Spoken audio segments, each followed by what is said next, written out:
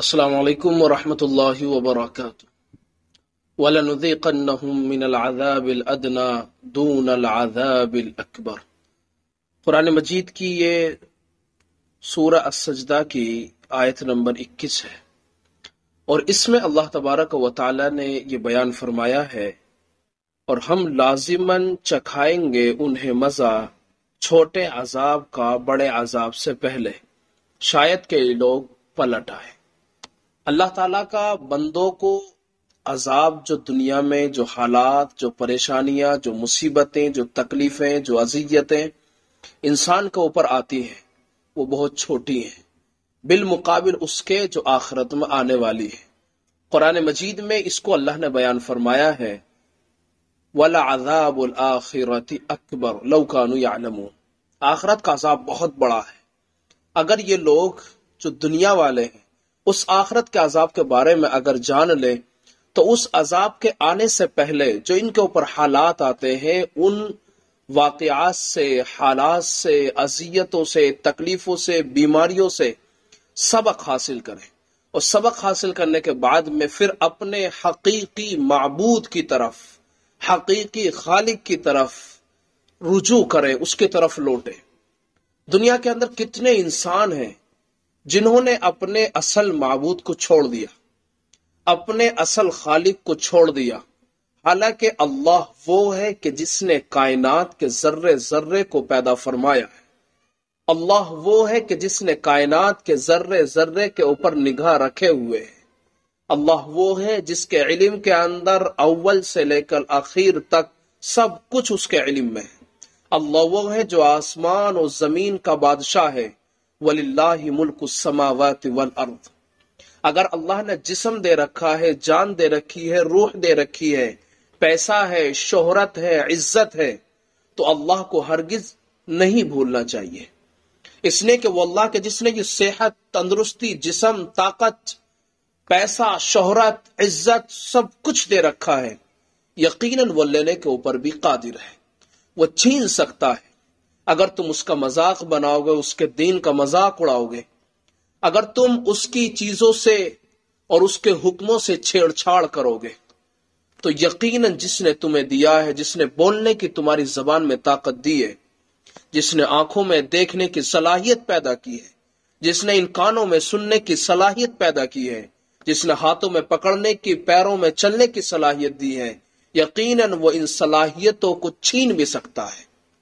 کچھ وقت پہلے ایک مشہور Canadian pop singer Justin Bieber, بڑا مشہور سنگر ہے، بہت سارے لوگ جانتے ہیں، آپ بھی جانتے ہوں گے، اور یہ بندہ جس نے اسلام کا مذاق اڑایا، جس نے حجاب کا مذاق اڑایا، جو اپنے ایک اسٹیج پر حجاب پہن کر کے، ایک کپڑا لپیٹ کر کے، پردہ اپنے اوپر ایک کپڑا لپیٹ کر کے وہ اسٹیج کے اوپر چڑھتا ہے اور اسلام کا تمسخر اور اس کا مذاق اڑاتا ہے۔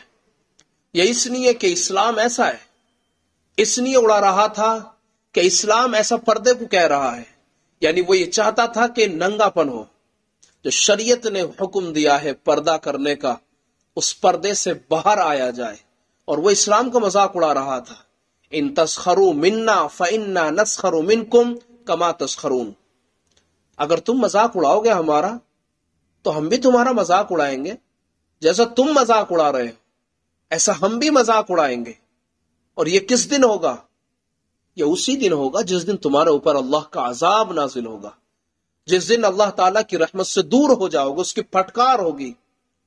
اللہ تبارک و تعالیٰ کی رحمت سے دور ہونا، اللہ کی پھٹکار آنا، یہ ایسے نہیں آتا، بلکہ اس بنیاد پر آتا ہے کہ اس کے حکموں سے چھیڑ چھاڑ کی ہے، اس کے حکموں کے اندر اپنا آپ کو بڑا دکھانے کی کوشش کی ہے، حالانکہ وہ اللہ ہے کہ جس نے مجھے اور آپ کو پیدا کیا ہے، کائنات کی ہر چیز کو پیدا کیا ہے۔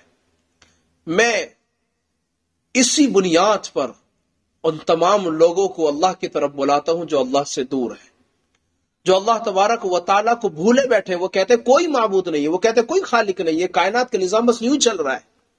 ایسا نہیں ہے، ہر چیز کے پیچھے کوئی نہ کوئی ہے، اور اس پوری کائنات کو چلانے والا وہ اللہ ہے، وَلِلَّهِ مُلْكُ السَّمَاوَاتِ وَالْأَرْضِ وَمَا فِيهِنَّ، اللہ ہی کے لیے ہے تمام زمین اور جو کچھ آسمان میں ہے اور جو کچھ ان کے درمیان میں ہے، چھوٹا ہے بڑا ہے، سب کچھ اور ہر چیز کا مالک اللہ ہے۔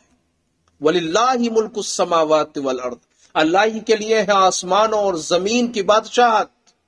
ہر چیز تو فنا ہونے والی ہے، کل من علیہا فان، اگر ذات باقی ہے تو وہ اللہ تعالیٰ کی ہے۔ وَيَبْقَى وَجْهُ رَبِّكَ ذُو الْجَلَالِ وَالْإِكْرَامِ۔ میں آپ کو دعوت دیتا ہوں، آپ آئیں اللہ تعالیٰ کی طرف رجوع کریں، مانگے اللہ تبارک و تعالیٰ سے۔ اس اللہ تعالیٰ کی نافرمانی کی وجہ سے اللہ نے ایک دنیا کے اندر عذاب چکھایا۔ میں نے قرآن مجید کی جو سب سے پہلی آیت پڑھی ہے اس کا پڑھنے کا مقصد یہی ہے۔ اللہ فرماتے ہیں کہ ہم جو چھوٹا عذاب بڑے عذاب سے پہلے دے رہے ہیں اس لیے دے رہے تاکہ بندہ رجوع کرے اللہ کی طرف۔ مذاق اڑایا، اب اس کی جو سزا تھی اللہ نے آپ کو عطا فرمائی، آپ کو دے دی۔ اس پریشانی کا آنے کی وجہ سے اپنے رب کی طرف رجوع کرو۔ کیا ہوا؟ آدھا حصہ ڈیمیج ہو گیا، آدھا حصہ خراب ہو گیا، صلاحیت نہیں ہے کہ وہ مسکرا سکیں، صلاحیت نہیں ہے کہ وہ اپنی آنکھیں میچ سکیں۔ پہلے جو سب کچھ ہو رہا تھا اب کیا ہوا؟ یہ سب کچھ اس لیے ہوا کہ اللہ کے دین کا، اللہ کی شریعت کا، اس کے حکموں کا مذاق اڑایا گیا۔ حالانکہ انسان تو ایک بلبلا ہے، ایک چھوٹا سا ہے، اس سے تو چھوٹے سے دھچکا لگے فوراً ختم ہو جاتا ہے۔ اس لیے سب مل کر کے دعا کریں اللہ تبارک و تعالی ہم سب کو ہمیشہ ہدایت پر قائم رکھے، اور جو لوگ اللہ سے دور ہیں دعا کریں ان کے لیے بھی، وہ بھی اللہ تعالیٰ کے قریب ہو جائے، اللہ ان کو بھی ہدایت دے جو ہدایت سے دور ہے۔ اللہ تعالیٰ مجھے آپ کو ان تمام باتوں پر عمل کرنے کی توفیق عطا فرمائے، آمین۔